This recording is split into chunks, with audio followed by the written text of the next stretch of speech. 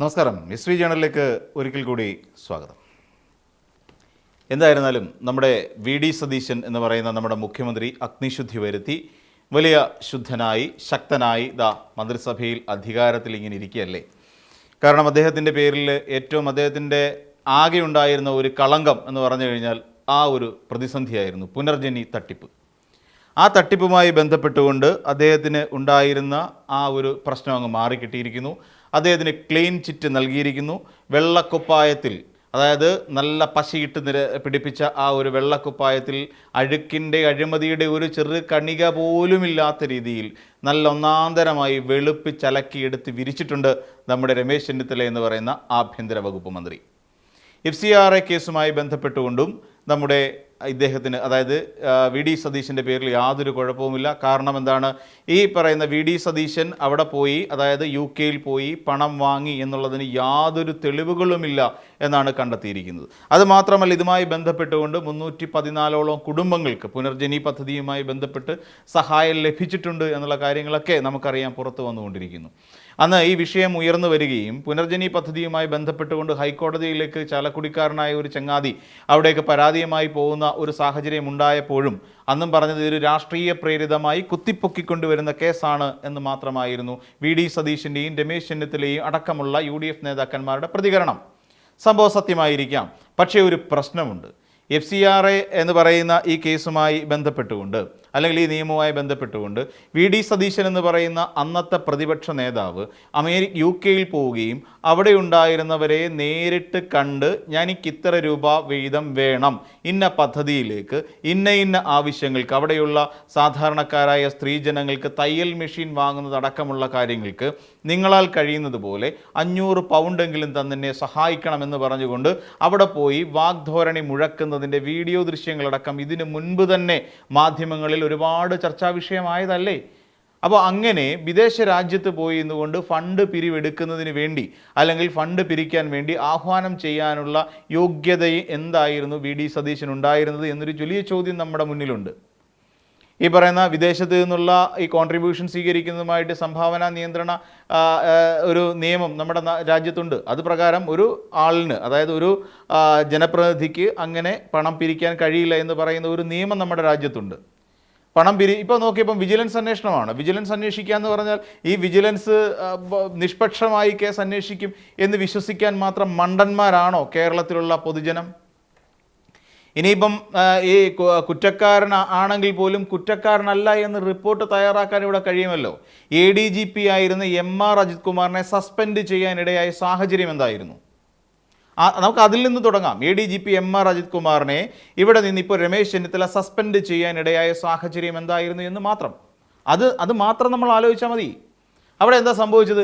ADGP MR Ajith Kumar മുഖ്യമന്ത്രിയുടെ നവകേരള സദസ്സുമായി ബന്ധപ്പെട്ടുകൊണ്ട് നടന്ന രക്ഷാപ്രവർത്തനം എന്ന പേരിൽ മാധ്യമങ്ങളടക്കം വിളിച്ച് പരിഹസിച്ച ഒരു സംഭവത്തിൽ അന്ന് ഗൺമാന്മാരായി ഉണ്ടായിരുന്ന ചില സുരക്ഷാ ഉദ്യോഗസ്ഥർ ഈ AD തോമസിനെ അടക്കം ഉപദ്രവിച്ചു. അതുമായി ബന്ധപ്പെട്ട റിപ്പോർട്ട് തിരിമറി നടത്തി എന്നുള്ള ഒരൊറ്റ കേസിൻ്റെ പുറത്തല്ലേ, ആ ഒരു പരാതിയുടെ പുറത്തല്ലേ ADGP MR അജിത് കുമാറിന് സസ്പെൻഷൻ കൊടുത്തിരിക്കുന്നത്?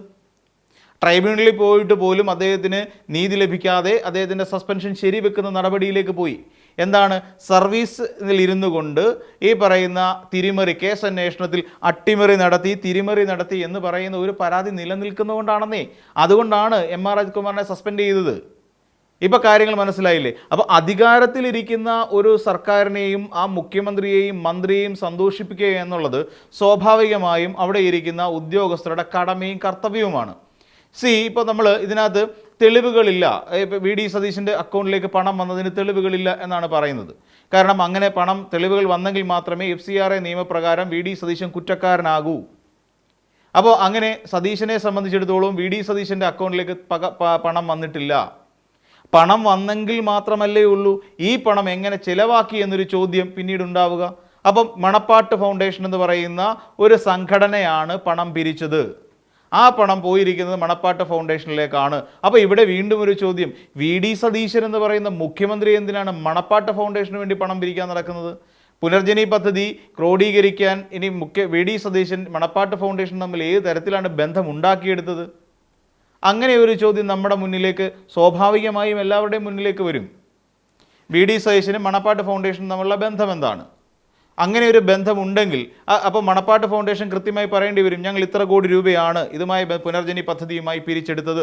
ആ പിരിച്ചെടുത്ത തുകയിൽ ഞങ്ങളെല്ലാം പൂർണ്ണമായി അതിൻ്റെ എല്ലാവിധ കാര്യങ്ങളും കണക്ക് കാര്യങ്ങൾ ഉൾപ്പെടെയുള്ള കാര്യങ്ങൾ വിശദീകരിക്കാൻ മണപ്പാട്ട് ഫൗണ്ടേഷൻ തയ്യാറാവണം. അതുമാത്രമല്ല, 2 കമ്പനികൾ വേറെയും കൂടി ഇവർക്കൊപ്പം ചേർന്നിട്ടുണ്ട്, എറണാകുളം ബേസ് ചെയ്ത് പ്രവർത്തിക്കുന്നത്. അപ്പോൾ ഇതെല്ലാം കൂടി ചേർന്നിട്ട് നടത്തിയ പരിപാടിയാണ് ഈ പുനർജനി എന്ന് പറയുന്ന പദ്ധതി. വീട് വെച്ച് കൊടുക്കുക, ഭാഗികമായി തകർന്ന വീടുകൾ റെനോവേറ്റ് ചെയ്ത് കൊടുക്കുക. ഇനി അഥവാ വീടുകളൊക്കെ നിർമ്മിച്ചു കൊടുത്തു കഴിയുമ്പോൾ അവിടെയുള്ള കുടുംബാംഗങ്ങൾക്ക്, അവിടുത്തെ സ്ത്രീകൾക്ക് ഉപജീവനം കണ്ടെത്തുന്നതിന് വേണ്ടിയിട്ട് തയ്യൽ മെഷീനുകൾ എത്തിച്ചു കൊടുക്കുക. അങ്ങനെ തുടങ്ങി വിവിധമായ പദ്ധതികളാണ് അതിൻ്റെ പിന്നിൽ ഉണ്ടായിരുന്നത്. അപ്പോൾ സ്വാഭാവികമായും നമ്മൾ പ്രഥമ ദൃഷ്ടിയ നമ്മൾ നോക്കുമ്പോൾ ശരിയാണ്, വിജിലൻസിൻ്റെ അന്വേഷണം വരുന്നു, റിപ്പോർട്ട് വരുന്നു. ഈ റിപ്പോർട്ടും പ്രകാരം VD സതീശൻ കുറ്റക്കാരനല്ല, അദ്ദേഹം അല്ലെങ്കിൽ അദ്ദേഹത്തെ വെളുപ്പിച്ചെടുക്കാൻ കഴിഞ്ഞു, ക്ലീൻ ചിറ്റ് നൽകാൻ കഴിഞ്ഞു എന്നുള്ളത് അതിൻ്റെ പ്രൈം ഓഫീസ്, അത് പ്രഥമ ദൃഷ്ടിയ നമുക്ക് അങ്ങനെ തോന്നും.